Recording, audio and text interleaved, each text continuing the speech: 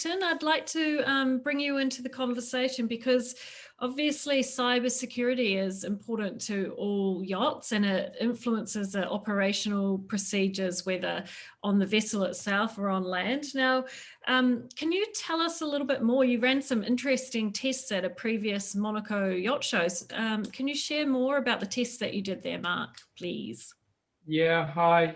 Yeah, so we've been providing testing and protection of very complex environments on board and on shore for over 15 years, including OT environments, IT environments. Now, we can't test internal onboard systems on a yacht without authority, obviously. So at the Monaco Yacht Show, we ran a very basic test where we did a Wi-Fi security assessment completely legally, didn't touch anything, just listened out for what can we see, what's out there. Some very high level stats. We've got kind of PDFs and full reports on this. We saw within a few hours 675 wireless networks, of which 17 were secured. The rest we would have been able to compromise very, very easily.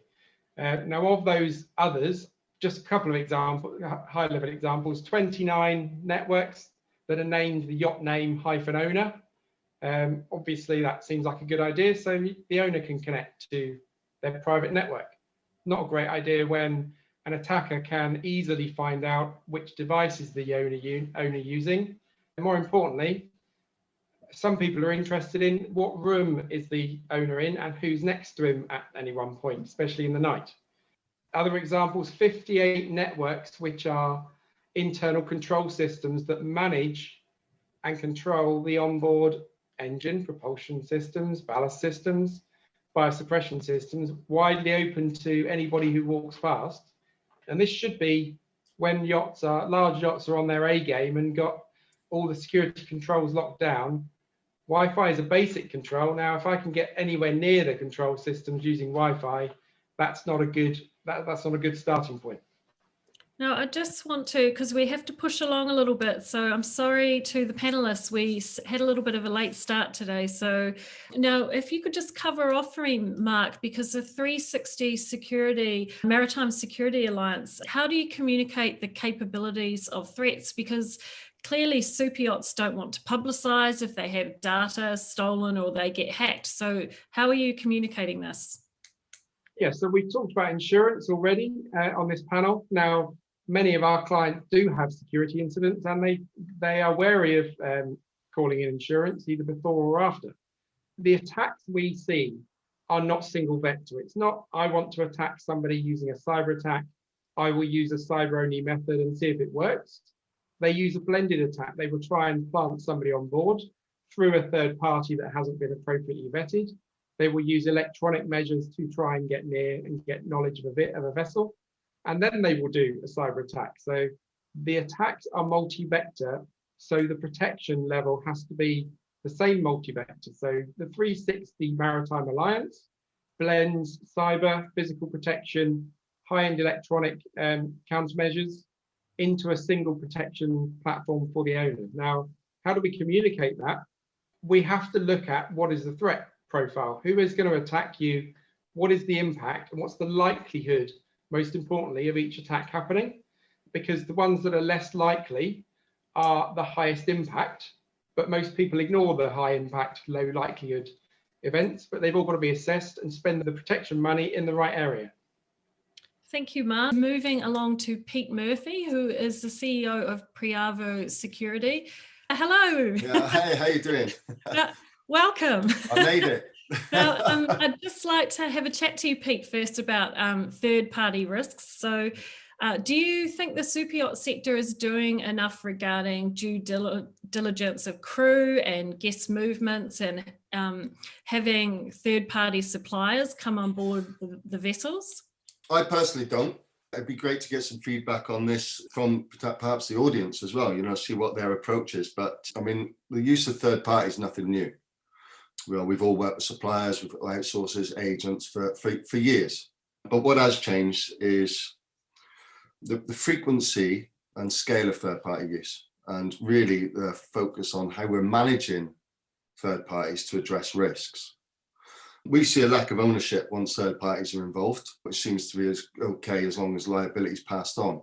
So third party risk, let's look at it from our perspective, from a security perspective. We look at cyber risk, third party risk, all risks as a part of an overall security picture. With securities, attacks are multi-vectored. People look at all different angles. So if you look at third party risk from our perspective, we see it as a conduit to perhaps the end goal, which ultimately could be the owner or the vessel.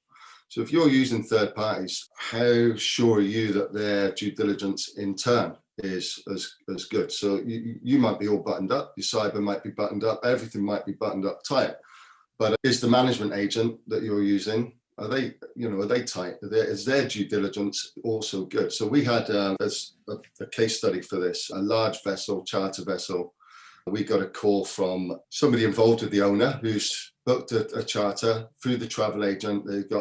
You got about 3 or 4 people discussing this charter, itineraries, everything. Now that whole trailer was intercepted by hackers.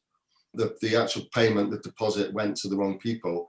But we got a call because the owner was then concerned about the itinerary and the whole exposure of the trip, and potentially, whoever was behind the hack knowing their whereabouts throughout the trip. So there was a breakdown in the chain.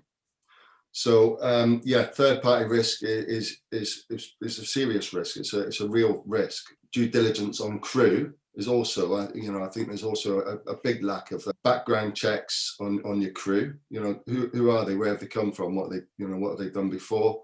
We look at, we can do a basic background check, but we look at online sentiment as well. What's their approach? Do they sing and dance about everything they do? Do they post pictures? We can pick metadata up in pictures and find out locations. So yeah, again, with your crew, who is vetting your crew before they come on your boat? How do you know who they are, what they are? And, that's the insider threat is a real credible threat. Have they been approached? Have they been turned? Outsiders working with insiders. So, you should know exactly what's going on. And actually it may be a tiered approach. So, new crew, deckhands, stewardesses, basic background check and awareness. But if they're going to have access to more important parts of the owner's life, then you should really be monitoring them, and forwards monitoring them as well. Because like you say, we did a penetration test on a vessel once where we had about 8 different attack methodologies. And one of them was a honey trap.